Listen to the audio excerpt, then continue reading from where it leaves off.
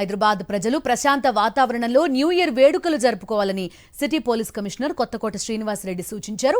New year రోజు నిబంధనలు అతిక్రమిస్తే కఠిన చర్యలు తప్పవని హెచ్చరించారు.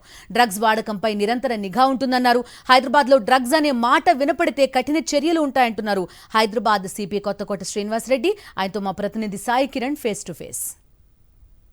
న్యూ ఇయర్ జోష్కు హైదరాబాద్ మొత్తం సిద్ధమైంది. అయితే హైదరాబాద్ ప్రజలు న్యూ ఇయర్ ఈవెంట్స్ని ఏ విధంగా సెలబ్రేట్ చేసుకోవాలి, పోలీసుల ఆంక్షలు ఏ విధంగా ఉన్నాయి, మనతో మాట్లాడడానికి హైదరాబాద్ సిపి కొత్తకోట శ్రీనివాస్ రెడ్డి సార్ ఉన్నారు.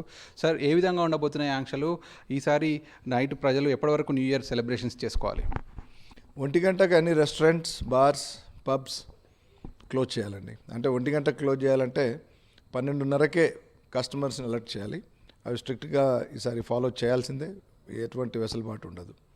మామూలుగా 12 గంటల నుంచి 1 గంటకు మనం న్యూ ఇయర్ సెలబ్రేషన్స్ ఉండాలి కాబట్టి, అందరూ ఆనందించాలి కాబట్టి ఆ గంట వెసులుబాటు ఇచ్చాము. కానీ అంతకంటే ఎక్కువ ఉండదు.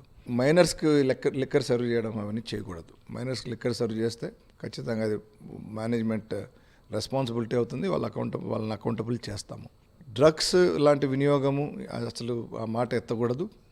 అందరికీ నేను ఈ సందర్భంగా మరొకసారి చెప్తున్నాను, మన నగరంలో వాటికి తావు లేదు. మీకు తెలుసు, ఇప్పటికే ప్రభుత్వంగా కూడా దాని గురించి స్పష్టమైన ఆదేశాలు ఇచ్చింది. కాబట్టి అందరూ కూడా ఈ నగరాన్ని సురక్షితంగా ఉంచాలంటే, భవిష్యత్ తరాలను కూడా సురక్షితంగా ఉంచాలంటే ఇది ఒక బాధ్యతగా, ఏదో అదొక లాభసాటి వ్యాపారం కింద కాకుండా బాధ్యతగా చూసుకొని చేయాల్సి వస్తుంది. ఈ విషయంలో ఎటువంటి అలక్ష్యం వహించి చట్టాన్ని ఉల్లంఘించినా చాలా కఠినమైన చర్యలు ఉంటాయి. ఇక రోడ్డు మీద డ్రైవింగ్ విషయానికి వస్తే over speed, drunk and driving అనేవి గట్టిగా పార్టీస్ పెట్టి మేము చెక్ చేస్తూ ఉంటాం. అట్లాగే పబ్స్ బయట కూడా మా వాళ్ళు డ్రంక్ అండ్ మోతాదు గురించి చెక్ చేయడానికి ఉంటారు. మెయిన్గా ఈ రెస్ట్రిక్షన్ ఎందుకంటే మనకు రోడ్డు మీద అంటే మద్యం తాగి నడిపిన వాహనాలు ఏవి కూడా అదుపులో ఉండవు కాబట్టి అది సొంత ప్రాణాలకు, పక్కవారి ప్రాణాలకు కూడా అది ప్రమాదంగా పరిణమిస్తుంది. కాబట్టి ఈ రెస్ట్రిక్షన్ ఉంది, దీన్ని ఫాలో కావాలి. అందుకని గ్రూప్స్గా వచ్చి పార్టీలు చేసుకునే వాళ్ళు ఆ గ్రూప్లో ఒకరిని మాత్రం టీటోటల్ అంటే తాగని వ్యక్తిని కానీ, లేకపోతే ఆ రోజుకు తాగకుండా కంట్రోల్ చేసుకునే వ్యక్తిని తీసుకొచ్చి వాళ్ళ ద్వారా డ్రైవ్ చేయిస్తే సరిపోతుంది వెహికల్స్ని.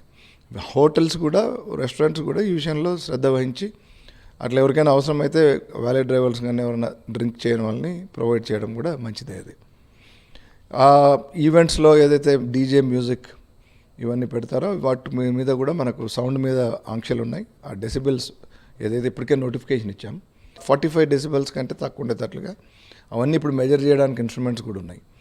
సో పెట్టుకోండి అని. కానీ అయినా పాటించాక మాకు కంప్లైంట్స్ వస్తే మాత్రం యాక్షన్ తీసుకునే అవకాశం ఉంది.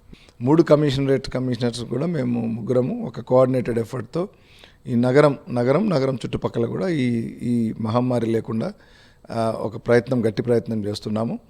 అది it's a very long drawn process, అంటే కంటిన్యూస్ ప్రాసెస్.